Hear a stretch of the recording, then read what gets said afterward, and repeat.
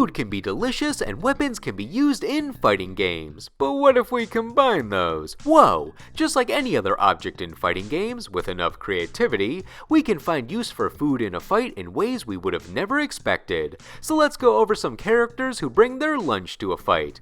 These can be fighters who use it as a weapon, projectile, trap, or maybe they actually eat it for some benefit beyond satiating their hunger, like a health or power boost. That being said, I'm definitely ranking the offensive food tools higher. Only restriction is one character per series of origin. And to get another food enthusiast on board with this topic, my mom will be co-hosting again. Hi everyone! I've always enjoyed a good food fight on TV or in the movies. Who doesn't get a laugh from a cream pie smashed in the face, as long as you're not on the receiving end? So I'm happy to be back to discuss this topic. Now, let's dine with the top 10 food fighters in fighting games. Number 10, Kenso from the King of Fighters. Kenso has a very dynamic moveset. I'd even say it's underrated since he's teammates with Athena, who overshadows him so much in the fandom. I even have an Athena figure where she's holding a chibi Kenso, which demonstrates how their roles normally go with popularity. Kenso has an acrobatic martial arts style, where he's constantly leaping in the air for his kicks, and if he's not the one leaping, then he's launching his opponent with his legs. Also, he's got a ball of energy. We love balls of energy, but tucked away behind all these attacks is a super move called Nikuman Respect, where Kenso takes a meat bun out of nowhere and chomps on it rapidly until it's gone. This man devours it. The fun of this attack is the random factor. Half the time it does nothing and he sulks afterwards. 47% of the time it restores half of his health and he does a little taunting happy dance, and 3% of the time it restores all of his health and he does an anime power-up motion. These reactions are not just for show, he's completely vulnerable during them, so risking this move and getting nothing or doing the taunt leaves him open, but getting the full-on health recovery is a fast animation afterwards, so he doesn't have to worry about ruining his health boost that he just got by getting hit, and you can get back to fighting sooner. I like his kung fu acrobatic style of fighting with some psychic projectiles thrown in the mix. His meat buns are kind of like dumplings on steroids, though it seems like eating one might weigh him down rather than restore his energy. Wouldn't a protein bar or Gatorade be better during the match? And save the meat buns for a victory dinner. This super always felt like a Hail Mary to me, since spending a bar of meter for potentially nothing seems pretty useless. Better to just avoid your opponent at low health when you would need that health boost, and use that meter for a combo that actually does damage. But hey, the big bun tends to be Kenso's claim to fame in the promo art, so who am I to stop him?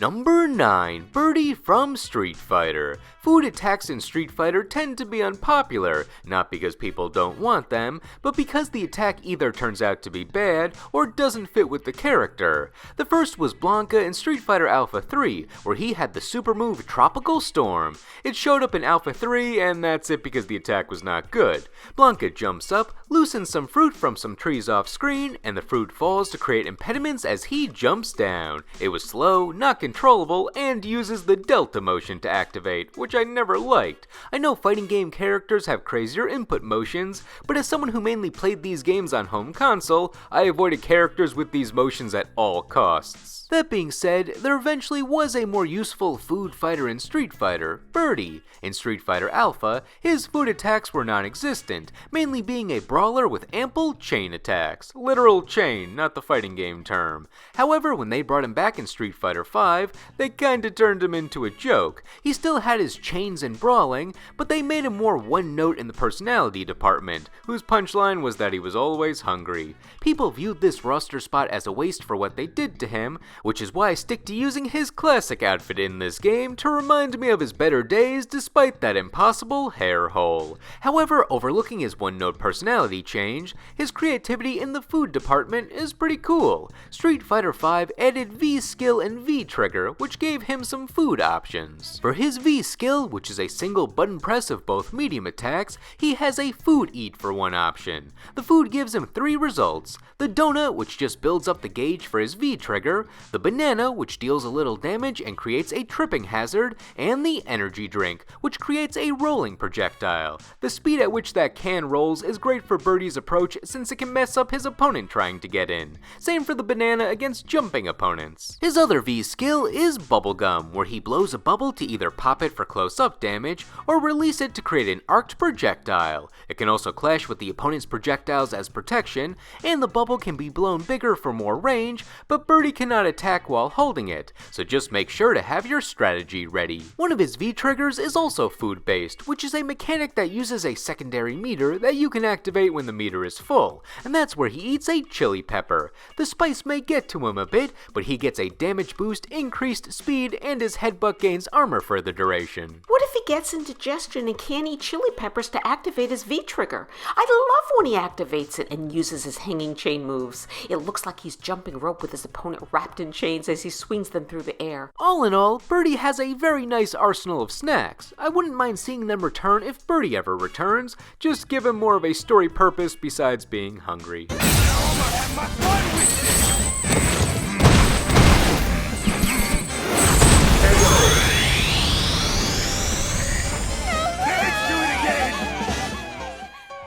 Number 8. Peacock from Skullgirls. I feel like throwing a pie at your opponent should be more common in fighting games for silly characters. However, based on my memory, I don't remember it becoming an attack in the genre until the early 2010s, and all released in consecutive years. Frank West threw pies in Ultimate Marvel vs. Capcom 3 in 2011, Peacock from Skullgirls had a pie as her medium punch in 2012, and Joker used a pie for the startup of his super move in Injustice in 2013. I'm probably missing some, like I'm sure that Clay Fighters clown had one, but out of that batch, Frank's pies were lower power projectiles that you tended to upgrade using his level up mechanic to no longer make them pies, and Joker's was the lead into his super move that used other types of weapons, so not much to say on those, leaving us with Peacock, who I think is perfect for this trope. The scientist, Dr. Avian, saved Peacock's life using the Argus system, which connects to the user's mind, giving them powers and weapons in tune with their imagination. However, since Peacock is a kid who loves old cartoons, that's what her powers are. She's got Looney Tunes style attacks with oversized everything, and anvils and other metal objects to drop on the opponent. But while we're keeping up with the slapstick, she can give you the good old pie in the face. Her standing medium punch splats a pie in the opponent's face for standard damage, and it's coconut cream flavored, as specified during one of her lines while doing it. It's just a move to be used during normal combo strings, so it doesn't have any crazy properties outside of being visually appealing, but it still makes it stick out as a food attack despite only being a single punch. She reminds me of an old-fashioned cartoon character from the 1940s with a slapstick comedic style of fighting. Even the weapons she uses, from her gun to the old-style bombs to the whipped cream pies, were typical of the type used in cartoons from that era. I think pies make the best kind of weapons in a food fight. Always good for a laugh. The gooier, the messier, the better. The pie also sticks out to me since the blob creature of the game Double has a moveset made up of other normal and special attacks of characters on the roster, and her medium punch is the pie. And since she quotes the characters that she's imitating, you get to hear this horrifying creature say, "with whipped cream" in her distorted voice. So all in all, Peacock enables the laughs and gives giant monsters unexpected things to say. It's not so bad. That's all for Number 7. BB Hood from Darkstalkers. Darkstalkers has a couple of food attacks on the roster. One is by Sasquatch, who eats a banana and throws the peel on the ground for that classic slip hazard, but a longtime favorite attack of mine is BB Hood's Apple Bomb Command Grab. BB Hood is a Little Red Riding Hood parody who's actually a bounty hunter that takes joy in hurting monsters or Darkstalkers, even if they're not bothering anyone. Her biggest feature while battling is her hidden arsenal arsenal of weapons, guns, bombs, missiles, all shrouded under her seemingly harmless appearance. While the dress has plenty of these surprises, the area of interest is her basket of goodies. While yes, many of these goodies are just projectiles as presented, she has a few thematic items that still cause pain. She's got a bottle of champagne that blows fire out the top, and my favorite attack, the apple bomb, where she hands the opponent an apple and runs for cover. As they're holding it, the opponent looks confused by this gesture, not realizing that the stem is a fuse, and then boom, they've learned that whatever she hands you, immediately drop it. She embodies the expression looks can be deceiving, cute and innocent on the outside, murderous psychopath on the inside. And her apple for you move, using a delicious looking apple as a bomb to blow her opponent to smithereens. She's truly rotten to the core. I definitely don't want what's in her basket. The basket can even be a weapon itself, and miraculously, nothing ever falls out of it with how much she's swinging it around, though it can increase in size, so maybe it's a special technologically modified basket. Or who knows, maybe it's just magic. BB Hood can pull a supernatural attack out every once in a while. Still, she's more about that raw firepower with an occasional fruit-themed weapon.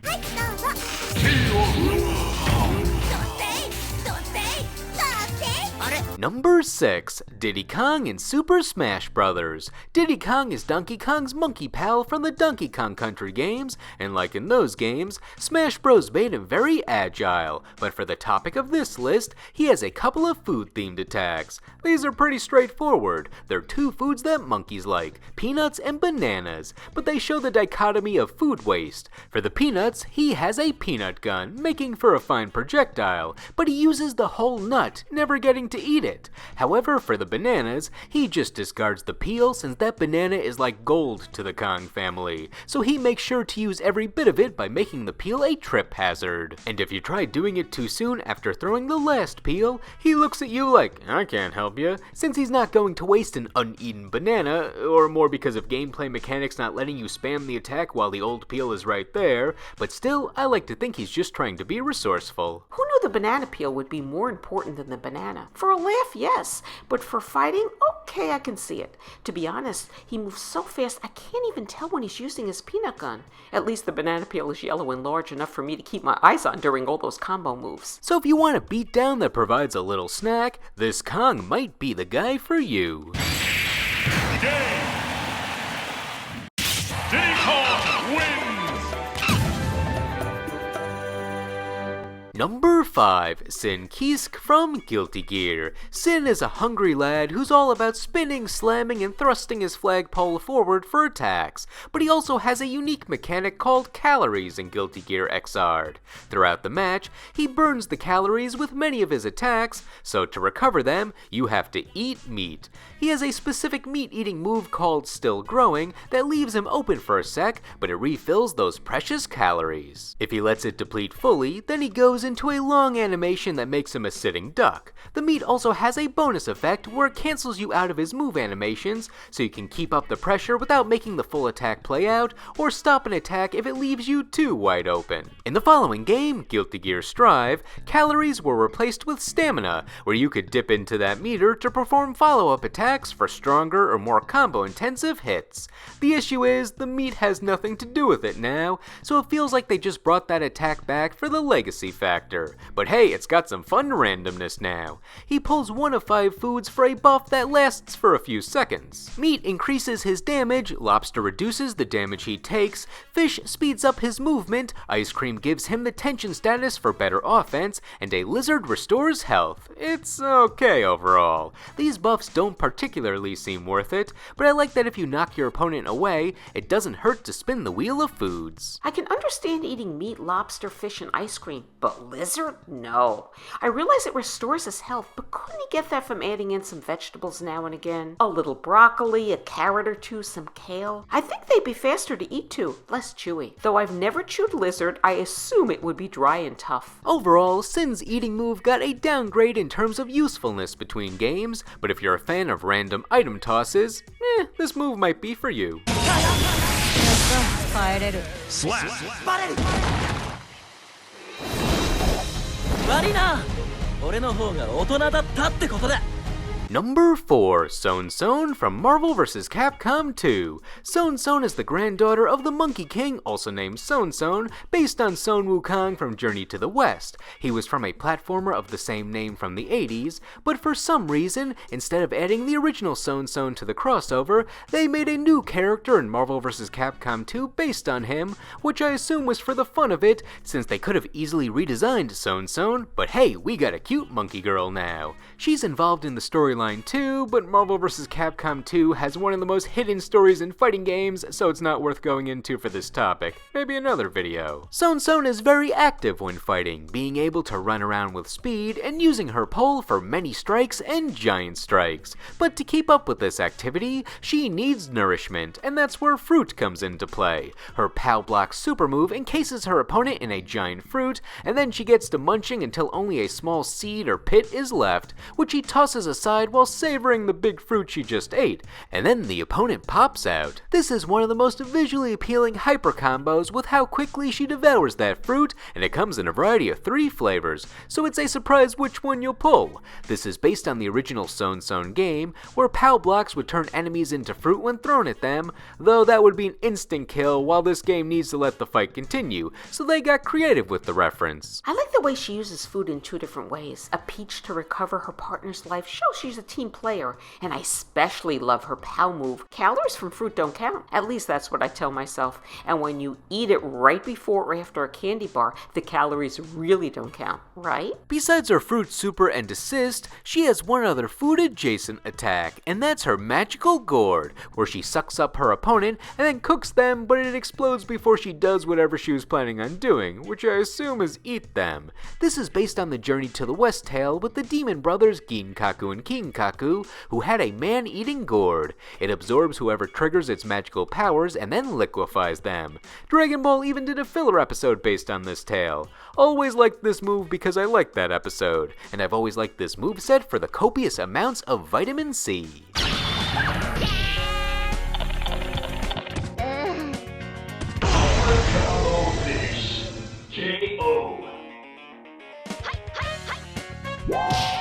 Number 3. Majin Buu in Dragon Ball FighterZ. Majin Buu's candy beam is iconic. He turns people into some sweet treat and then eats them. But since he's in games without instant kill supers, the makers of the Dragon Ball games have to get creative when implementing it. Most fighting games just have him attack the chocolate he turns his opponent into, and then it knocks them back into their regular form so the fight can continue. However, Dragon Ball FighterZ implemented this move the best to me. His purpose of using the candy beam is obviously to eat his opponent in a way he finds delicious, so he turns them into a cookie stylized on their appearance, eats it in one bite, and then the opponent pops out of the steam holes behind him to continue the match. This has a bit of lore, since in the Buhan vs. Vegito fight, we saw if someone was strong enough, they maintain their strength and ability to move in the candy form, so we just view this candy beam as a bit weaker since everyone in this game is at the same power level, and it wears off exactly when Majin Buu is about to swallow them. However, we still get pure accuracy if the candy beam is the final hit of a fight where the cookie just stays in his belly. I saw someone comment once that there should have been a brand deal where they released these character-shaped cookies as promotional material for the game, and I was like, dang, why didn't I think of that? He's a big dude in more ways than one. I wouldn't expect him to jump that high, and a cartwheel to boot. He's got some good moves and definitely interesting to watch. I wonder if the cookies taste worse the more evil his opponent is. Too bad eating cookies couldn't restore your health in real life. I'd be in tip-top shape. The other Majins in the game also do some food transformations on the opponent, where Kid Buu turns the opponent into a jawbreaker and bites on them before returning them back to normal, and Majin 21 has a much sexier candy beam super, where she gets a cool angle of her biting the pastry she turns her opponent into, but the sweetness is off and she throws them on the ground disrespectfully, returning them back to normal. In terms of presentation, this is probably my favorite variation of the move, and she'll happily take that second bite if the beam is the finishing blow, so she outdoes Buu there too. That being said, I still gotta give credit to the original. Buu's one of the most likable guys in the series, and we couldn't have done it without him.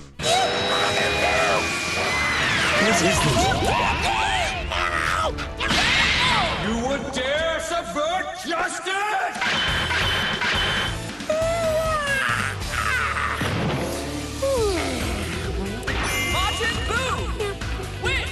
Number 2, Sackboy in PlayStation All-Stars Battle Royale. This feels like a surprise entry since PlayStation All-Stars is massively defunct. I'd say it was ahead of its time since it was a big crossover Smash Bros. Clone with PlayStation characters, which is a successful model now, but being one of the first to use the Smash formula, it ran its course pretty fast and people criticized it. Mechanics had room for improvement, but I loved the direction they were going with hits and combos building meter, and you could only take a life off your opponent by hitting a super move, with higher level supers tending to be wider range and easier to hit. The lineup also got ridiculed a bit for some of the modern choices, and excluding Spyro, Crash Bandicoot, and Lara Croft due to licensing issues, but it did have some nice obscure picks from the PlayStation 1 era, shoutouts to Parappa and Sir Daniel Fortescue, and the PlayStation 2 era fans were eating good with Sly Cooper, Ratchet & Clank, Jak and Daxter, and Kratos. But since this game was released in the PlayStation 3 era, the game series Little Big Planet was still being updated, so its main character Sackboy was an easy pick for the roster. Being a game series where you just get to explore and do whatever you want in your own world, Sackboy has some food in his bag of tricks. His 2 food-themed attacks are his Jam Session, where he takes out a ball of jam and volleyballs it at the opponent, and his Cakeinator, which fires cake at the opponent as a fast-moving horizontal projectile, and it acts as an impediment if it misses, so the opponent still has to watch out. What always made this moveset fun to me is how Sackboy combines his tools. The one related to the food is his fan. It blows the opponent away without doing damage, making it harder for them to approach Sackboy. But as physics would dictate, throwing an object in front of the fan makes it travel even faster. So now your jam and cake travel at light speed, or I guess wind speed. That really made the food stand out to me, even though he has just as many food attacks as everyone else on this list. Also, I love his energy. The little dude is just so happy to be here. I love it where he has this taunt where he rides his jam like a bouncy ball. A kick-butt, adorable plushy fighter. He's so cute! I love his zipper and that miniature jetpack. Even the food he fights with is cute. I wonder if his jam sessions come in different flavors. If so, strawberry please. I'll have the peanut butter waiting. And that Cakeinator, yum! Even smash cake tastes good if it has frosting, especially if it's chocolate frosting, but I wouldn't turn down vanilla. I would honestly enjoy being in a food fight with him. So in the end, Sackboy comes out high on this list since he's so good at presenting that food to us. Look who it is. Let's put on some shoes. Sackboy is about to dazzle.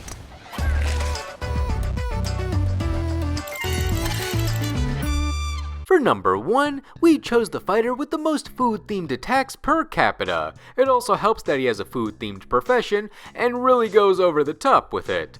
Number 1, Bravo from Chaos Code. Chaos Code is a fighting game that keeps on chugging along. It was created for the arcades in 2011, then got released for the PlayStation 3, and keeps on getting ported to modern generations with updates, new characters, and even a sequel announcement. It's always felt like a hidden gem that manages to stay afloat with a bit of relevancy. And with all the crazy characters on the roster, I cannot resist picking that normal-looking buff chef. I somehow spoke about him in 2 other videos, one of which was on Fighting Game Chefs, but it's from 2016, so it's not the best entry, though his appearance on my accidental super moves list, check that out when you're done with this video. Anyway, Bravo is an Italian chef who moved to China so he could pursue his dream of opening an authentic Chinese restaurant, and he succeeded, but with business down, he entered the fight for the Chaos Code so he could use its unlimited power to never worry about funding the restaurant again. And as you could tell by his muscles, he can last in a fight. He's a grappler, and once he has you in his clutches,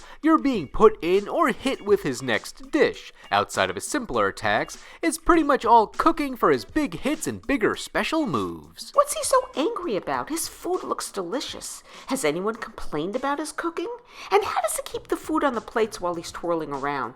I can't go from the stove to the table without spilling or dropping something, especially rice. Rice is my enemy. I wouldn't mind sampling some of his cuisine, but I'd be afraid to tell him if I didn't like it. There's so much, I don't even know where to start, so let's rapid fire them. His jumping punch has him present you a bowl of soup, painful soup. He has a lariat, but he holds out some dishes in each hand. Do you want the meat or the fish? He's got a move that pops you up where he sets the table with a meal for 2 and some lovely flower decor, or maybe a few more meals depending on where he places it on the stage. And there's a super move variant where he flips over a table of WcDonald's. Not sure why it's WcDonald's McDonald's specifically. Maybe someone brought it into his restaurant and he's like, none of that fast food here. He also has a link of sausages. Cool, I would use them as a whip though. And we have a command grab super where he hits you with some protein. He's got the fish, he's got the chicken, he's got the turkey. And remember when I said you could be his next dish? Well, if he catches you in the air,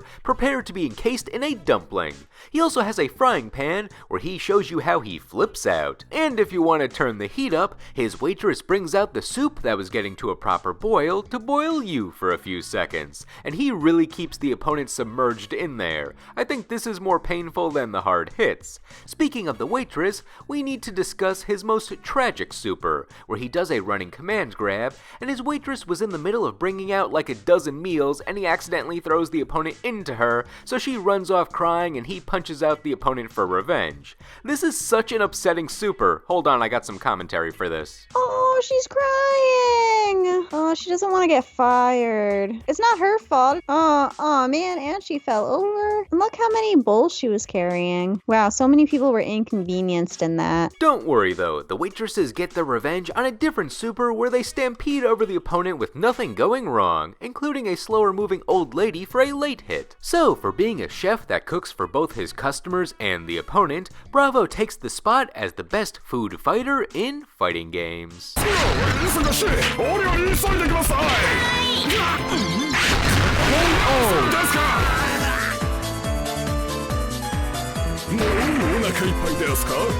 Now, what did you think? Were all these fighters food-tastic, or were there some dishes we let get cold off this list? And who are some of your favorite food fighters in fighting games, whether we discussed them or not? Let us know in the comments. Anyway, thank you all for watching, and we will see you in the next video.